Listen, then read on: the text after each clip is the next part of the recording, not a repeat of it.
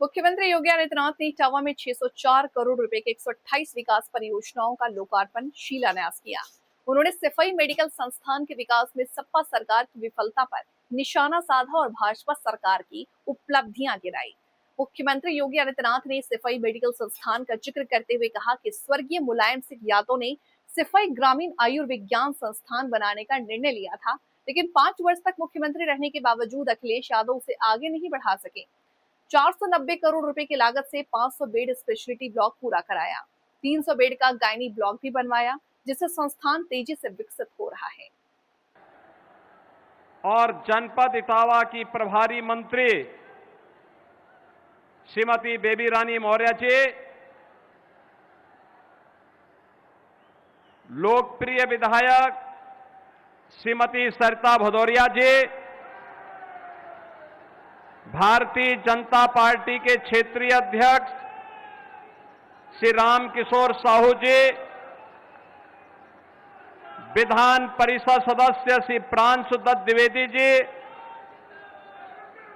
विधान परिषद सदस्य श्री मानवेंद्र सिंह जी, क्षेत्रीय उपाध्यक्ष श्री शिव महेश दुबे जी, जिला प्रभारी श्रीमती कमलावती देवी जी, जिलाध्यक्ष अरुण गुप्तानु जी, पूर्व केंद्रीय मंत्री और पूर्व सांसद डॉक्टर राम शंकर कठेरिया जी, पूर्व सांसद श्री रघुराज सिंह साक्य जी,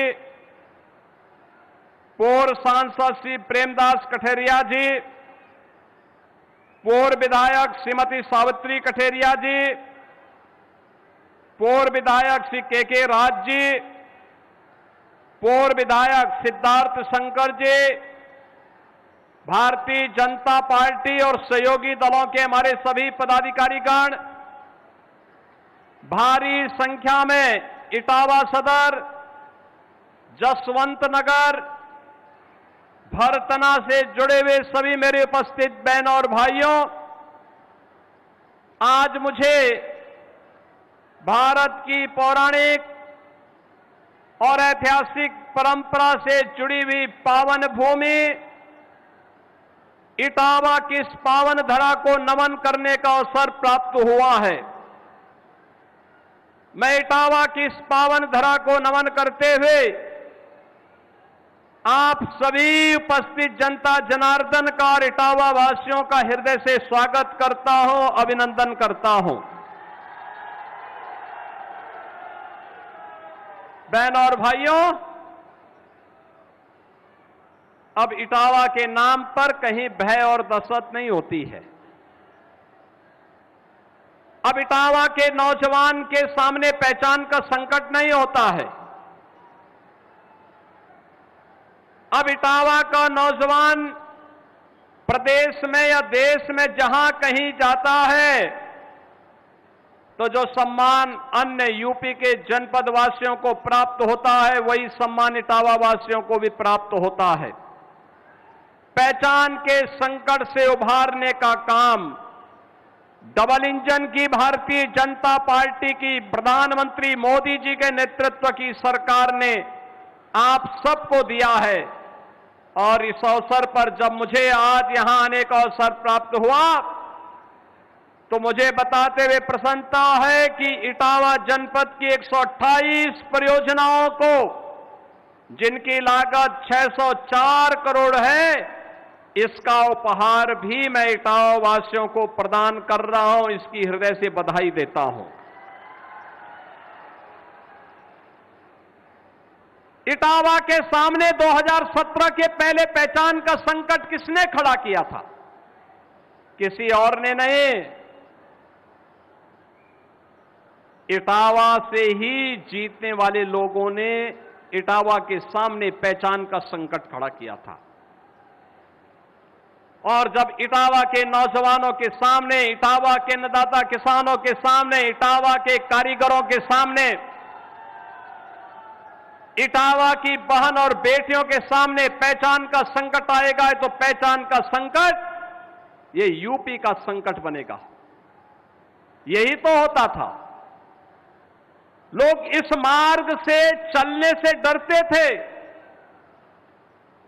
भय और दहशत इस कदर हुआ करती थी कि इटावा के नाम पर देश के अंदर होटल में रूम नहीं मिलते थे, धर्मशाला में टिकने नहीं देते थे, और निवेश के नाम पर तो सब नदारत था, कोई आने वाला नहीं था। लोग कहते थे जब हम स्वयं सुरक्षित हम स्वयं सुरक्षित नहीं है तो पूंजी क्या सुरक्षित रहेगी, पूंजी क्या सुरक्षित रहेगी। और इसीलिए 2017 में जब प्रधानमंत्री मोदी जी के आह्वान पर आप सबने भारतीय जनता पार्टी के कमल को अपने क्षेत्र में खिलाने का अवसर दिया था, और तब डबल इंजन की भारतीय जनता पार्टी की सरकार ने संकल्प लिया था कि अपराध और अपराधियों के प्रति हम जीरो टॉलरेंस की नीति के तहत काम करेंगे, संगठित अपराधियों की कमर तोड़ेंगे और माफिया को मिट्टी में मिलाने का काम भी करेंगे। बहन और भाइयों, भारतीय जनता पार्टी ने जो कहा वो करके दिखा दिया। जिन्होंने उत्तर प्रदेश के अंदर हर जनपद में एक माफिया दिया था, संगठित अपराध का गढ़ यूपी को बना दिया था, यूपी के नौजवान के सामने पहचान का संकट खड़ा कर दिया था, यूपी के किसानों को आत्महत्या करने के लिए मजबूर किया था, यूपी के कारीगरों को बेरोजगार बनाया था, और यूपी के अंदर अव्यवस्था, अराजकता, कर्फ्यू, दंगा, उपद्रव, इसकी पहचान यूपी के साथ जोड़ दी थी। आज यूपी का नौजवान, यूपी का किसान, यूपी का कारीगर, यूपी का नागरिक पहचान के उस संकट से उबर चुका है, लेकिन जिन्होंने संकट पैदा किया था उनके सामने स्वयं पहचान का संकट आ खड़ा हुआ है, उनके सामने पहचान का संकट खड़ा हुआ है। अब उत्तर प्रदेश में उपद्रव नहीं, अराजकता नहीं, गुंडागिर्दी नहीं, वन डिस्ट्रिक्ट वन माफिया नहीं, बल्कि यूपी में अब one district one medical college है, हर जिले में एक medical college, one district one product है, वन डिस्ट्रिक्ट वन कुजीन है। अब यूपी के अंदर न उपद्रव है, न कर्फ्यू है, न दंगा है, यूपी में उत्सव है और यूपी में सब चंगा है। ये नए यूपी की नई कहानी है। जो लोग पहले आपसे 10 कदम दूरी बनाते थे 10 वर्ष पहले तक, आज आप कहीं जाएंगे कहेंगे मैं यूपी का हूं, मैं इटावा का हूं, मैं मैनपुरी का हूं, मैं आगरा का हूं, मैं जालौन का हूं, मैं फतेहपुर का हूं, मैं औरैया का हूं, किसी भी जनपद का आप बताएंगे, वह व्यक्ति आपसे दूरी नहीं बनाएगा, बल्कि उसके मन में आता है कि वह आपके नजदीक आए और आपको गले से मिल ले। यह आज आपकी पहचान है। एक समय यूपी से निकले हुए एक समाजवादी नेता ने